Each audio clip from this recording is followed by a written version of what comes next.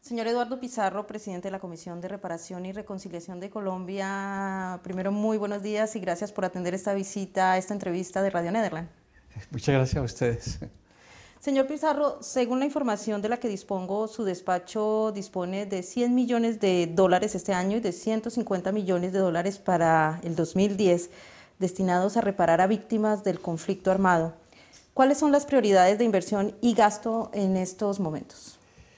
En estos momentos tenemos 250.000 víctimas de crímenes atroces distintos al desplazamiento forzado, es decir, víctimas de homicidio, de desaparición forzada, de minas antipersonales, de delitos sexuales, de niños que han sido reclutados a la guerra como niños y salieron como niños de la guerra, y otros delitos. Nosotros estamos iniciando la política de reparación y hemos priorizado 3 universos de víctimas. Las víctimas de minas antipersonales, que son especialmente vulnerables. Una persona que ha perdido las piernas, los brazos, tiene que reconstruir su vida laboralmente para poder ser útil a la sociedad. Son las víctimas probablemente más vulnerables. Incluso en España, es interesante, recibe una reparación superior la víctima que sobrevive que los familiares de las víctimas que mueren, porque se considera que la mutilación es un daño permanente. Estamos reparando las víctimas de minas antipersonales, las mujeres víctimas de delitos sexuales y los niños que entraron y salieron de la guerra como niños, que son extremadamente vulnerables.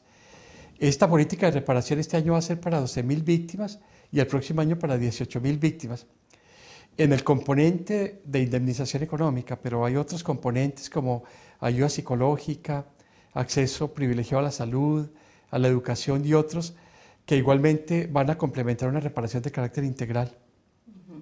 Usted mencionaba el tema de los desplazados, que digamos dentro de ese esbozo que nos hace no lo contempla. ¿Qué va a pasar o cuál es la situación real en estos momentos y mirando este año y el año entrante con la situación de los desplazados, que sigue siendo un problema muy grave en Colombia? Colombia tiene en estos momentos alrededor de 3 millones de personas desplazadas. Es el desplazamiento interno al interior de un país probablemente más importante del mundo. Pensemos que es un poco menos de toda la población de Uruguay, desplazada por la violencia. Los desplazados abandonaron sus propiedades, alrededor de 4 millones de hectáreas, la mitad de Suiza, y para un campesino su patrimonio, todo su patrimonio está representado en la tierra, en su finca, en lo que representa la propiedad agraria. O sea que el desplazado llega a los centros urbanos en la absoluta miseria, porque ha dejado atrás todo lo que tenía en su vida. Entonces es muy importante no solamente la política a favor del desplazamiento en su nuevo lugar donde está residiendo, sino igualmente las políticas de retorno y de restitución de los bienes de la población desplazada. Para ello estamos creando 12 oficinas regionales de restitución de bienes. Los bienes de la población desplazada se encuentran en situaciones muy diversas. Entonces estamos buscando que los desplazados puedan retornar, restituirles sus propiedades y lograr un apoyo económico para que puedan volver a producir y que el retorno sea sostenible económicamente. El gran desafío, probablemente el más importante de la sociedad colombiana en los próximos años, va a ser restituirle las propiedades a esos 3 millones de desplazados, para que vuelvan a tener un capital para poder arrancar en su proyecto de vida. Ese es un tema muy complicado en Colombia, la devolución de tierras para aquellas personas que han tenido que salir de ellas por cuenta del conflicto. Por un lado es difícil lograr la devolución de las fincas en medio del conflicto, porque muchas están todavía en zonas de guerra. Sí. Pero por el otro es imposible garantizar una política exitosa de retorno si no se devuelven los predios. ¿Cómo salir de ese círculo vicioso? Le voy a contar un ejemplo que muestra la dimensión del problema.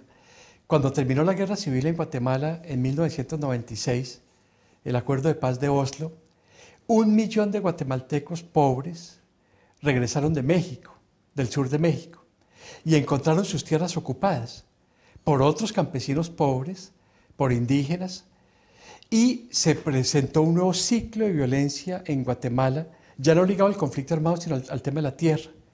Si los colombianos no resolvemos el problema de las propiedades agrarias, antes de que se produzca el retorno masivo de la población con la mejoría de la seguridad interna, podemos tener un nuevo ciclo de violencia como ocurrió en Guatemala o en Mozambique o en otras partes del mundo. Entonces es estratégico para la paz en Colombia lograr una restitución de los bienes desde ahora. Ahora, esos bienes se encuentran en situaciones muy diversas.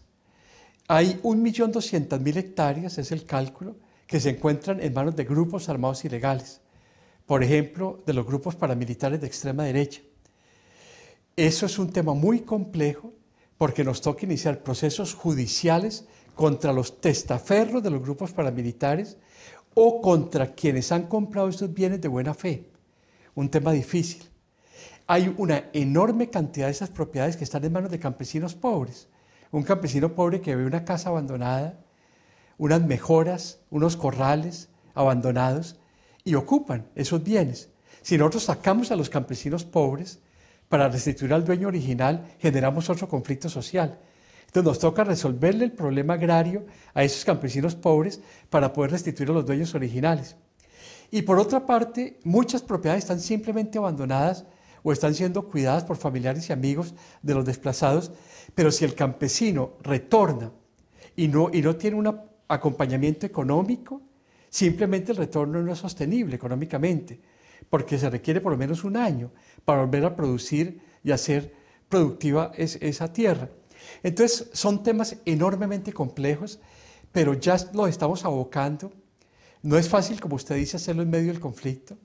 Hay zonas donde los campesinos no pueden retornar porque hay grupos armados que persisten, o algo que también nos preocupa mucho.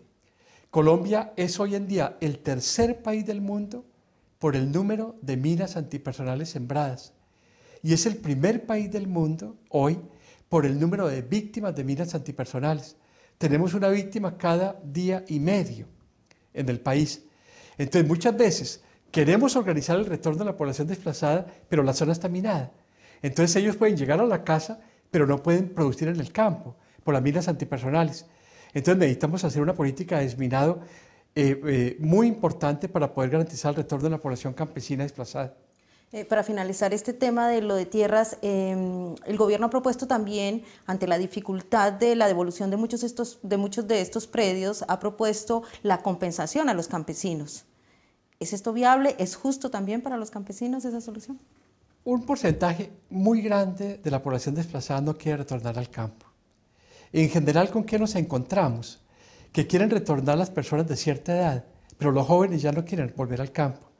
Ya viven en las ciudades, vieron todas sus posibilidades culturales, otra vida, no quieren regresar al campo. Entonces lo justo es la compensación para las familias que no quieran regresar, por lo que yo le decía al principio, el patrimonio de un campesino es la tierra. Si ese campesino desplazado recibe 30, 40 millones de pesos, digamos 10 o 20 mil dólares, con eso puede reconstruir su proyecto de vida en el nuevo centro, en el nuevo hogar donde está viviendo. Entonces la compensación es una forma de permitirle a la población desplazada tener un patrimonio básico para reconstruir su proyecto de vida. No es lo deseable, pero es la decisión individual del desplazado si quiere retornar o no. Por consiguiente, es una solución posible. Hace pocos meses se hundió en el Congreso de Colombia la Ley Integral de Víctimas, ¿no?, que quería un poco complementar la Ley de Justicia y Paz. ¿Son suficientes para la búsqueda de la verdad y la reparación las herramientas que contempla la Ley de Justicia y Paz? La Ley de Justicia y Paz ha sido complementada con algunos decretos de carácter administrativo que nos ha permitido avanzar. La importancia que tenía la Ley de Víctimas era que pudiésemos pasar de una política de gobierno a una política de Estado. Y esto nos permitiría tener continuidad a largo plazo en la atención de la política de reparación a favor de las víctimas. Yo creo que las políticas de reparación se pueden hacer sin necesidad de la Ley de Víctimas, pero la Ley de Víctimas nos daba herramientas adicionales para el largo plazo. Ahora bien, en la Ley de Víctimas sí había un capítulo muy importante que era el capítulo de tierras, porque con los instrumentos que tenemos actualmente No podemos adelantar una política de restitución de bienes cuando hay disputa judicial. Le pongo un ejemplo. Un campesino alega que le pusieron una pistola en la cabeza para obligarle a vender su finca por debajo del precio. O un campesino alega que lo obligaron a transferir el título de propiedad de su finca sin que hubiese habido siquiera pago económico por la compraventas ficticia. En estos casos donde hay controversia judicial se requieren instrumentos muy avanzados, rápidos, expeditos para poder restituir las tierras. Por ejemplo, en Bosnia, en Kosovo, en la antigua Yugoslavia, hubo leyes de emergencia para restituir las tierras de los bosnios, de los serbios, de los croatas desplazados, y en Colombia se requiere una emergencia de excepción para estos casos. Y yo creo que el hundimiento de la ley de víctimas fue muy costoso en términos de la política de restitución de bienes. Por eso tenemos que insistir en esta ley. ¿Cómo se explica usted si todo el mundo en Colombia parece estar de acuerdo en que hay que reparar y buscar la verdad en Colombia, se hunda una ley de esta categoría? La verdad es que no es fácil en un contexto preelectoral donde hay una polarización entre gobierno y oposición sacar adelante muchas de estas leyes.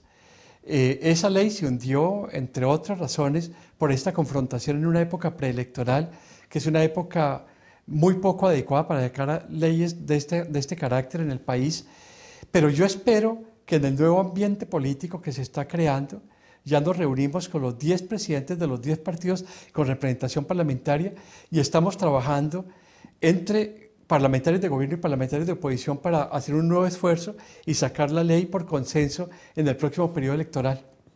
Todo esto que hemos hablado tiene que ver con la reparación a las víctimas, pero otro aspecto muy importante es el proceso de reconciliación en Colombia. ¿Es posible pensar en avances en ese sentido en medio del conflicto? La verdad es que cuando nos propusimos el tema de la reconciliación, había un escepticismo en muchos sectores de la opinión pública, porque ellos pensaban que reconciliación era el fin del camino, era el cierre simbólico, como podía ser el acuerdo de paz de El Salvador en el año 92 o el acuerdo de paz en Guatemala en el año 96, que la reconciliación era la etapa posterior al cierre simbólico del conflicto armado.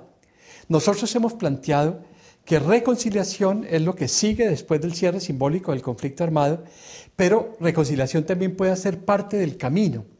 Le pongo un ejemplo.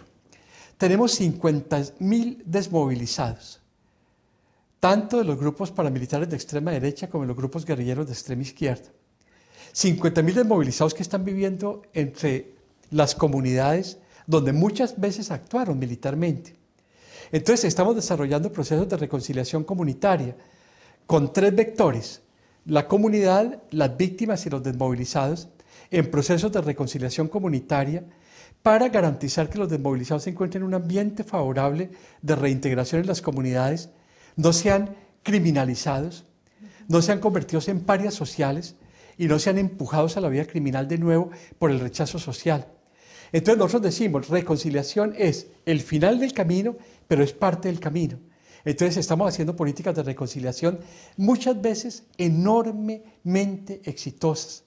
Y yo creo que si avanzamos en estas experiencias locales de reconciliación, vamos a acelerar el fin del conflicto interno y vamos, una vez se firme el acuerdo de paz final con los grupos guerrilleros, vamos a encontrar avances en el camino de reconciliación. Por consiguiente, yo me juego a esta idea de la reconciliación como el fin del camino, pero también como parte del camino. ¿Usted qué espera de la comunidad internacional? ¿Se encuentra de visita en Holanda? Pues yo me encuentro en Holanda, que es el país probablemente más comprometido de toda la Unión Europea por el monto de sus recursos en colaboración con estas políticas en Colombia de verdad, justicia y reparación. Y Holanda tiene una característica excepcional, fue el primer país que creyó en esta política. En un momento en el cual había enorme escepticismo a nivel internacional sobre la ley de justicia y paz, sobre la política de reintegración de los excombatientes a la vida civil, Holanda creyó y puso recursos significativos y hoy Ya no solamente Holanda cree, muchos países de la Unión Europea creen, tenemos apoyo de múltiples países distintos a los europeos, Japón, Estados Unidos, Canadá, pero Holanda mostró el camino.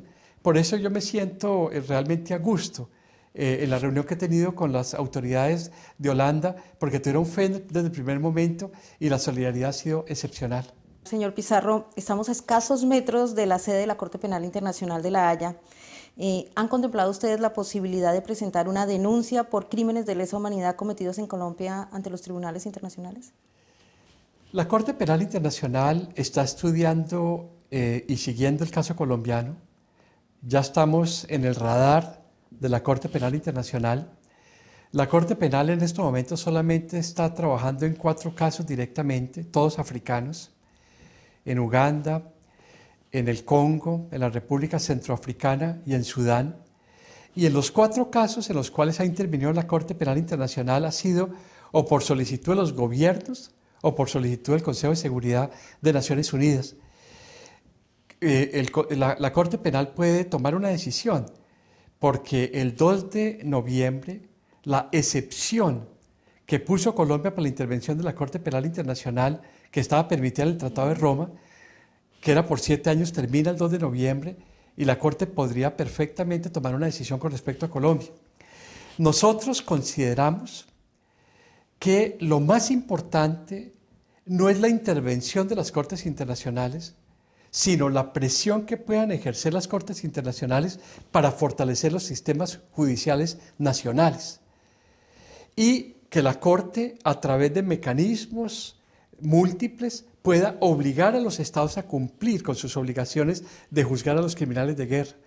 Yo creo que ese es el papel que está cumpliendo la Corte Penal Internacional de La Haya, que es muy constructivo, dando orientaciones e indicaciones y obligando a Colombia que cumpla con esta responsabilidad. Y yo creo que mientras que los colombianos tengamos la decisión de llevar a juicio a los que han cometido crímenes de guerra y crímenes de lesa humanidad, la participación de las Cortes Internacionales es innecesaria. Ojalá que los colombianos tengamos esta responsabilidad y llevemos a cabo esta tarea con nuestra responsabilidad nacional. Señor Eduardo Pizarro, director de la Comisión de Reparación y Reconciliación de Colombia, muchas gracias por este tiempo para Radio Nederland. Muchas gracias.